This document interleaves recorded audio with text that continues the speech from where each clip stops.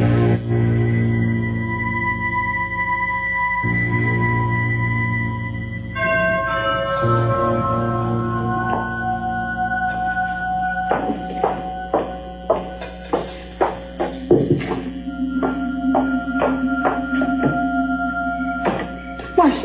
Cranston. How are you? Hope you don't mind me bothering you, but Mr. Cranston wanted these reports, so I thought I'd get them to him as soon as possible. Oh, well, thank you for working so hard on them this evening. Oh, well, you know, it's my night to work late, so you better be going. Marcia, you know, I found this and about 5 others of these in Kirk's desk this evening. These microphones, you know, he got them for this conference, and I forgot to bring them back. Keep forgetting. I'm going to have to bring them back tomorrow. Do you work late like this every Tuesday night? Yeah, almost every Tuesday. And actually, so does Mr. Cranston because there's so much work.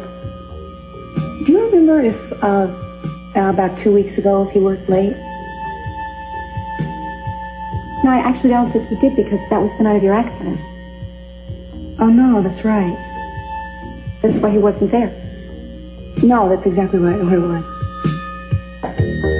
Nick, thank you for coming. I hope you didn't tell anyone that I asked you to meet me. No, I told you that I wouldn't. Well, I don't mean to be so mysterious. It's just that I would like to keep this between the two of us. Are you in some kind of trouble, Edie? No, that's not it at all. Okay, well, I'm here to help. Well, I would like to hire you as a private investigator. All right. Does this have to do with Capital Enterprises? No, it's a personal matter. I can't really explain much to you because I have very little to go on and absolutely no proof. So if I'm wrong, I don't want anybody to know that I suspected anything. I see. If I'm right, it's much too dangerous for me to investigate myself. And it's only fair to warn you that it would be very dangerous for you if anyone found out what you were doing. Fine. Now, do you want to tell me what it is I am doing? Oh, I'm sorry, I know this sounds a little idiotic. No, you just sound confused, and the whole thing sounds rather serious. Oh, if it is, why didn't you go to Cruz with this, even without proof? You know he would help you. No, because I can't get Cruz involved for his own sake. Now, I'm sorry, I don't want that to sound like I don't mind you getting into trouble. It's not that. It's just that I think there would be a lot less risk for someone like you than, say, Cruz. Now, I can't explain that either. I just hope that you'll just accept this evaluation. Eden, I'll accept anything you tell me. Now, what is it you're talking about? Okay, before we go any further, I want to show you something, and tell me what you think. It's a piece of wire. What about it? I think it's used in audio systems or something. I'm not really sure. What I hope that you can do for me is find out where this brand can be found locally, and that's about it, really, for starters. Do you think you can do that? I think so. I have a friend who's into audio visuals. He should be able to tell me something about it. Well, how soon can you find out? Can you do that right away? Yeah, I can let you know something tonight. If he's home, I'm sure he's still awake. Well, I appreciate it. Now, what if you find out that this was purchased locally? Then what? Well, I'd like to find out who bought it. Or maybe they have a list of customers or something, and if not, then I'm out of luck and it doesn't matter. Fine, we'll play it your way. Okay. Oh, by the way, I have some personal news that may be of interest to you. Kelly and I have decided we're going to be married day after tomorrow. Are you serious? Oh, that's wonderful. Congratulations. Thank you. That's fabulous. When did you decide to do this? Tonight. Well, I'm happy for the both of you. You don't think that this sounds like it's, a little soon, little... Well, no, I mean, it sounds sudden, but it's not impulsive or anything. I just wanted to know how you felt about it, how it struck you. Do you think it's impulsive? No, but it's Kelly's idea. You know how she rushes into these things without thinking them through, and I just hope she's not doing that now. You know the old saying, marry in haste and repent in leisure. I don't want that to be the case with us. I really don't think that could be the case with the two of you. I'm so happy for the both of you. Thanks. I have an errand to run on. That was it. Good, let's go. Thank you. They said it was hopeless. Ted called from the hospital. He said the doctor seemed to think that Kirk's condition is terminal. Maybe he has a week or so. You know, poor darling Eden doesn't even know about it yet. Eden doesn't know why. Ted said that Kirk's condition is called... Oh, what is it called?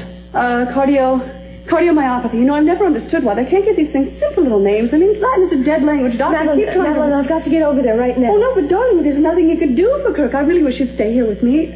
I'm really afraid to be in the house alone right now. What do you mean now? Well, in all the excitement, I haven't had an opportunity to tell you, but there's been a burglary here tonight. What? Yes, a very valuable string of pearls that my darling husband David gave to me is missing. Have you called the police? Yes, I've called the police. I'm obliged to because of the insurance Oh, company. what else was taken? Well, I don't know now. I only know what I'm missing. Okay, listen, we'll talk later. I really want to get to the hospital, okay? Well, go if you must. I mean, you wouldn't think it was so funny if it happened to you. Hi, Billy. Ian! What? Everybody's been looking for you. For me, why? Have you talked to Daddy?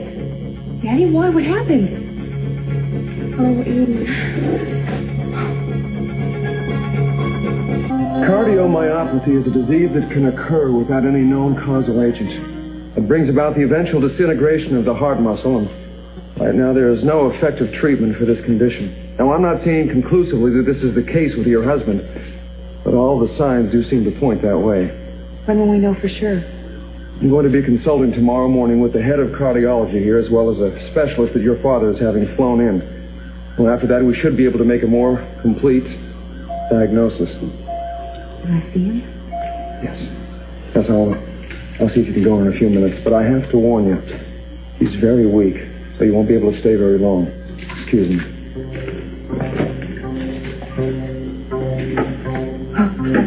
Oh, Eden, it's so unfair.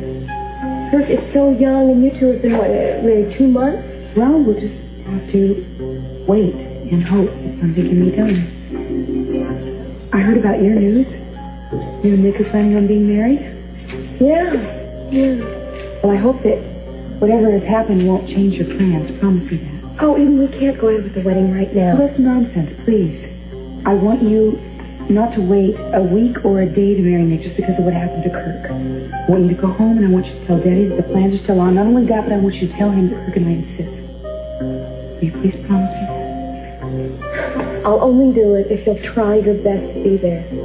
Right by my side, though. Do everything I can. Right. Excuse me. It'll be just a few more minutes, and then you can see your husband. Thank you, Doctor. Kelly, I'll see you at home. And remember what I said? Okay, all right? Doctor, if what you're saying is true, if that really is the case, then nothing can be done. Nothing. Well, there is one thing. One thing, what is it? But his condition is so bad that it's practically impossible. Well, tell me what can be done. Well, he could have a transplant. A heart transplant. Yes. But please, it's not something to hope for, not yet. I mean, there's so many tests that have to be run. Our problem right now is just to keep Mr. Cranston alive. You do understand. I don't want you to get your hopes up. But please, I'd appreciate it if you wouldn't even mention the possibility of this to anyone. Not yet.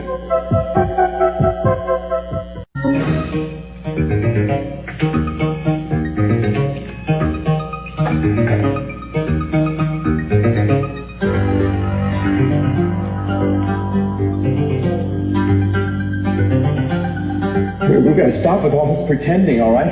I know why you went up there. I know you're still in love with Cruz. No, Cruz, listen. You stop it! Stop it. I just want to hear you say it. Sweetheart, the truth. Daddy? Rosa?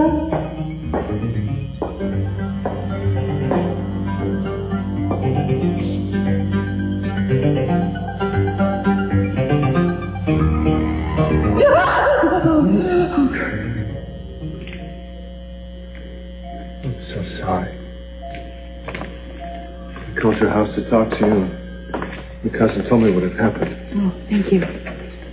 Kelly just left to go home. I think she probably might need you right now.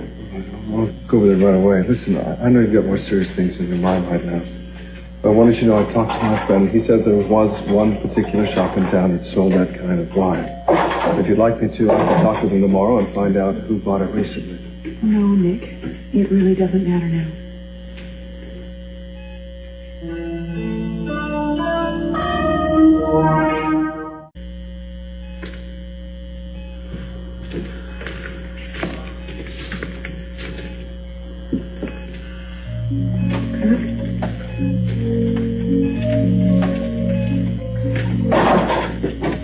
Take my hand.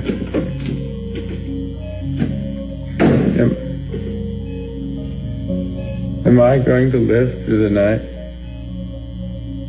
Of course you are. I have so much to say to you. So much to confess to you.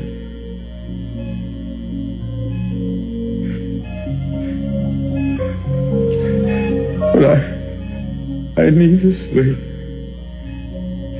I'm tired. Go to sleep.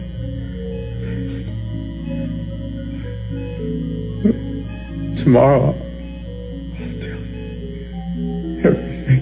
Of course. It's okay. In spite of everything.